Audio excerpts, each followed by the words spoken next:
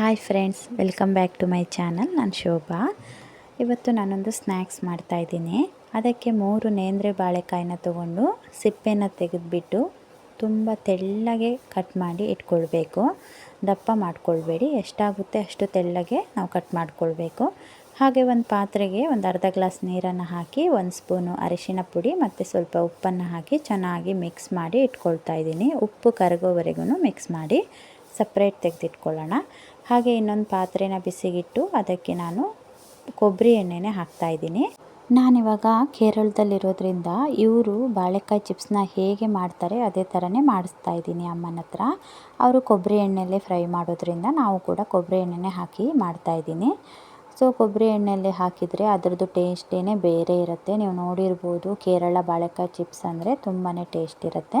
ಅದಕ್ಕೆ ಅದೇ ರೀತಿ ಮಾಡಿ ನೋಡೋಣ ಅಂತ ಮಾಡ್ತಾಯಿದ್ದೀನಿ. ಬಾಳೆಕಾಯಿ ಕಟ್ ಮಾಡ್ಕೊಂಡಿರೋದನ್ನೆಲ್ಲ ಹಾಕಿ ಆದಮೇಲೆ ನಾವು ಮಿಕ್ಸ್ ಮಾಡಿ ಇಟ್ಕೊಂಡಿದ್ದಂಥ ಅರಿಶಿನ ಉಪ್ಪಿಂದು ನೀರೇನಿತ್ತು ಅದು 2 ಸ್ಪೂನ್ ಹಾಕಿಬಿಟ್ಟು ಚೆನ್ನಾಗಿ ಒಂದು ಸಲ ಮಿಕ್ಸ್ ಮಾಡ್ಕೊಳ್ಬೇಕು. ಹಾಗೆ ಬಾಳೆಕಾಯಿ ಬೆಂದಿದೆಯಾ ಅಂತ ಅವಾಗವಾಗ ಒಂದು ಸ್ವಲ್ಪ ಚೆಕ್ ಮಾಡ್ಕೊಳ್ಳಿ. ತುಂಬ ಬೆಂದೋದ್ರೂ ಚೆನ್ನಾಗಿರಲ್ಲ.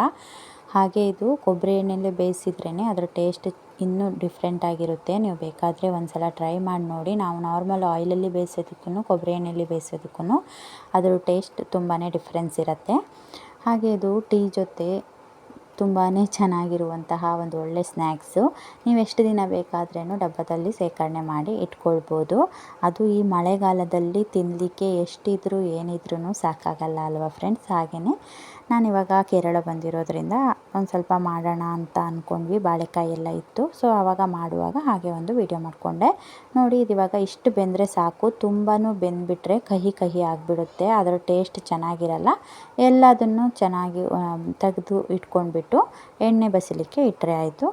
ಆಮೇಲೆ ಒಳ್ಳೆ ಒಂದು ಟೀ ಮಾಡಿಕೊಂಡು ಟೀ ಜೊತೆ ಮಳೆ ನೋಡಿಕೊಂಡು ಸ್ನ್ಯಾಕ್ಸ್ನ ಸೇವಿಸ್ತಾ ಇದ್ದರೆ ತಿಂತಾನೇ ಇರಬೇಕು ಅಂತ ಅನ್ನಿಸ್ತಾ ಇರುತ್ತೆ. ನೋಡಿ, ಹೀಗೆ ಕಟ್ ಮಾಡಿದರೆ ಟಕ್ ಅಂತ ಒಂದು ಸೌಂಡ್ ಬರುತ್ತೆ ನೋಡಿ, ಅಷ್ಟು ಬೆಂದರೆ ಸಾಕು.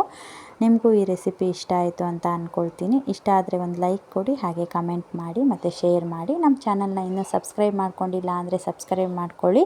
Thank you for watching. ಮುಂದಿನ ವೀಡಿಯೋದಲ್ಲಿ ಸಿಗೋವರೆಗೂ ಟೇಕ್ ಕೇರ್.